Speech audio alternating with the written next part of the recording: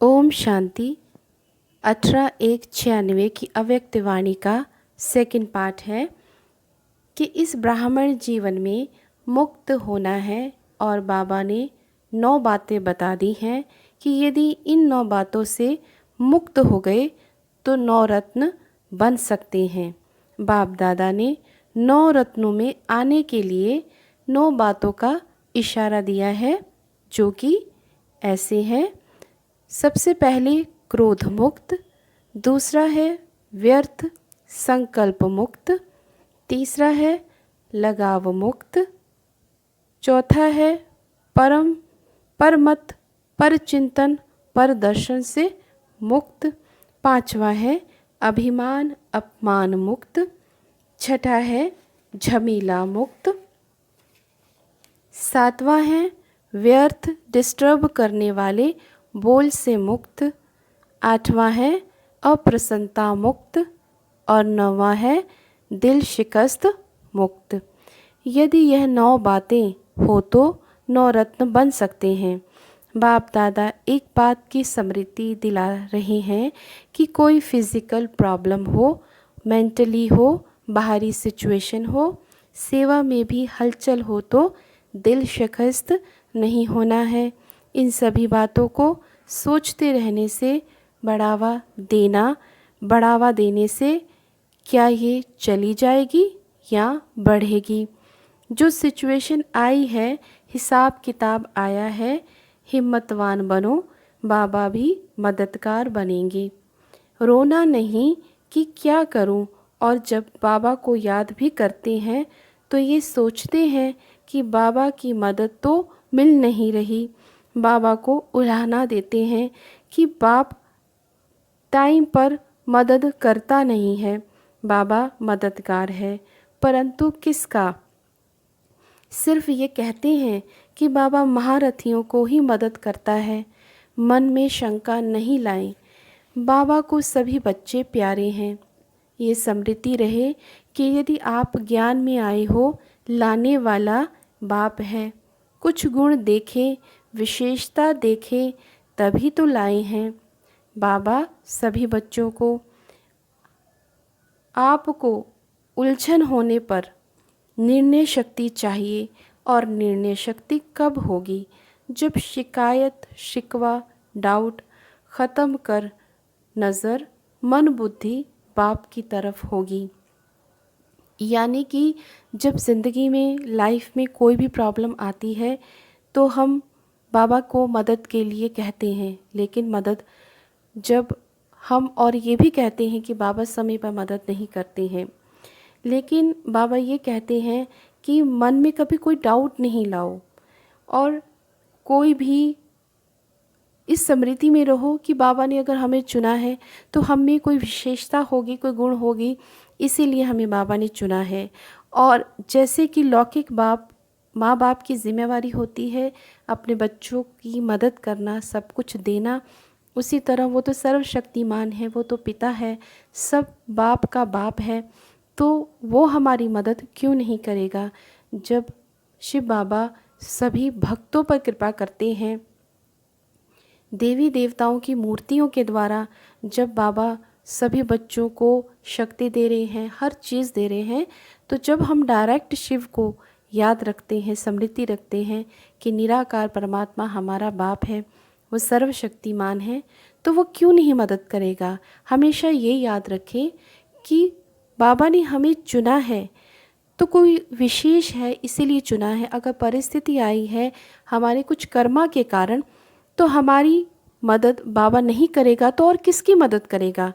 हम ब्राह्मण बच्चे बने हैं, हमें बाबा ने गोद लिया है, तो बाबा हमारी देख रेख नहीं करेगा तो और किसकी करेगा, क्योंकि हम बच्चे निमित्त बने हैं विश्व कल्याण के लिए। इसीलिए कुछ कुछ बातों की स्मृतियाँ हमेशा अपने मन में बुद्धि में ज़रूर रखें।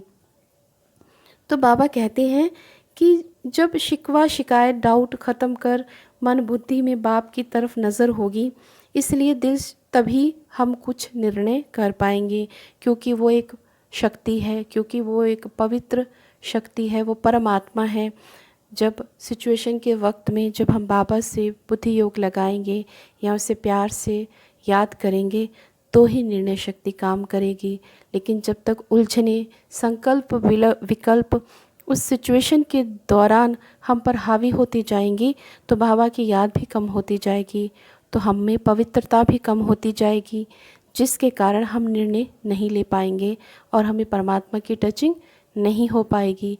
इसीलिए किसी भी तरह की सिचुएशन हो, बाबा से मन ही मन बात करें, उसको याद करें, तो निर्णय शक्ति अपने आप काम करेगी।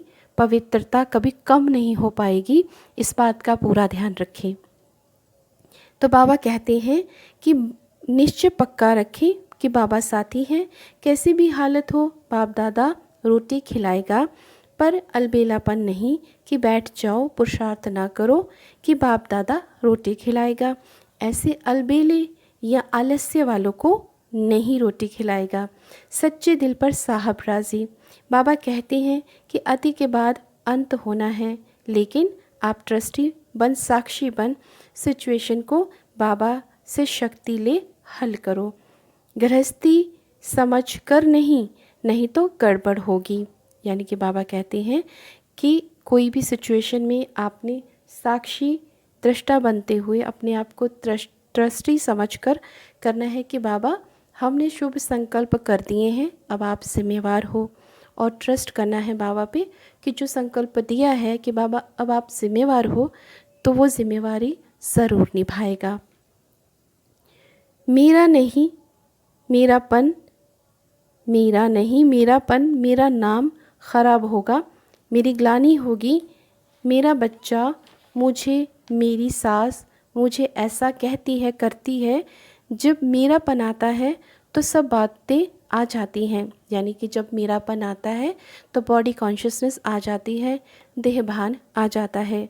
अगर बुद्धि कहीं भी उलझन में जाती है तो समझ लो कि ये मेरापन है। यानी कि जब हम कोई भी बात, चाहे बच्चों की हो, चाहे जॉब की हो, चाहे सोशलिज्म में हो, चाहे फाइनेंस की हो, चाहे हेल्थ की हो, चाहे मेंटली हो, चाहे फैमिली की हो, कोई भी बात में जब हम ये कहते हैं कि मैं, यानी कि बॉडी कॉन्शियसनेस आता है तो विकार अपने आप आ जाता है। और जब विकार आता है तो बाबा याद नहीं रहता है और उस वक्त बाबा भी जिम्मेवार नहीं होता है। ये बात याद ज़रूर रखनी है। तो बाबा कहते हैं कि समझ लो कि ये मेरापन है, चेक करो और चेंज करो, बड़े दिल रखो। यानी कि जब ऐसा संकल्प आए तो समझ लो कि हम देभान में आए हैं, हम बॉडी कॉन्शियसनेस में आए हैं, और उसी वक्त उसको अटेंशन दो, उस संकल्प को उसी वक्त चेंज कर दो कि नहीं बाबा ये गलत है, ये सब आपका है, ये सब आपके बच्चे हैं। जो सिचुएशन आई है, जिस वजह जो मर्ज़ी हो, लेकिन अब इनका भला होगा, इनका कल्याण होगा इस वजह से, क्योंकि आप हमारे पिता हो और इन संकल्पों के आप जिम्मेवार हो। ये आपने हमें सिखाया है, ये बाबा ने हमें सिखाया है। तो इसलिए उन संकल्पों को उसी वक्त चेक करो और चेंज करो और बड़ा दिल रखो, बड़ा दिल सामने वाले के लिए शुभ भावनाएं रखो। देवी देवता के सामने कोई भी आए तो आशीर्वाद में हाथ उठाते हैं, जैसा भी हो तो वैसा बनना है। कि बाबा ने एम ऑब्जेक्ट दिया है कि जैसे देवी देवताओं के आगे जैसा मर्जी इंसान आए तो देवी देवता हमेशा आशीर्वाद में उसका तथास्तु बोलते हैं कि तुम्हारा कल्याण हो। उसी तरह से हमने एम ऑब्जेक्ट रखना है कि हमारे सामने कोई भी आत्मा आए तो हमने उसे आशीर्वाद देना है। पुरानी बातें याद नहीं करनी है कि उसने मुझे ऐसा कहा था, ये ऐसा करते हैं, ये वैसा है। और यही समझना है कि बाबा ने हमें तो ये समझाया है कि हमने हमेशा दूसरों के लिए ब्लेसिंग्स करनी है। मेहनत है पर दिल शिकस्त नहीं है। सन शोज़ फादर का पाठ पक्का करो। सन शोज़ फादर, हम अपने पिता को तभी शो कर सकेंगे, तभी प्रत्यक्ष कर सकेंगे जब हम बाप दादा के जैसे गुणों को धारण करेंगे, जब हमारे चेहरे पर मीठी सी मुस्कान होगी, जब हमारे अंदर की आत्मा भीतर से शांत होगी, साक्षी होगी, शक्तिशाली होगी, और नष्टमोहा होगी, लेकिन आशीर्वाद रूप में। तो बाहर बाबा कहते हैं बाहर बहुत अच्छा शो है, लेकिन आप बहुत दुखी हैं। आप बहुत अच्छे समय पर बच्चे बने बाबा के और बच गई हैं। तो ये अव्यक्त वाणी थी बाबा की 18/1/96 की, जिसमें बाबा ने हमें बहुत सारी सुंदर विधियाँ भी बताई कि कैसे हमने चेक करना है, अटेंशन देना है, बाबा पे विश्वास रखना है और निश्चय रखना है बाबा पर, और इन सभी विधियों को यूज़ करना है, ज्ञान को यूज़ करना है अपनी प्रैक्टिकल लाइफ में, जिससे कि हमारी आत्मिक आध्यात्मिक उन्नति होगी। हम बहुत सहज रह पाएंगे, अच्छे रह पाएंगे, क्योंकि संस्कार बनाने पे है। जैसे जैसे आदत को बनाते जाएंगे वैसे वैसे हम प्रैक्टिकल में वैसे इंसान बनते जाएंगे, वैसी आत्मा हम बनते जाएंगे।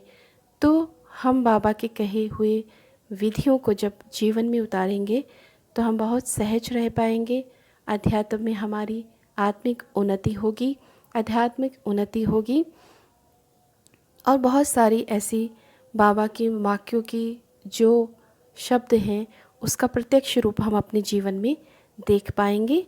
ओम शांति।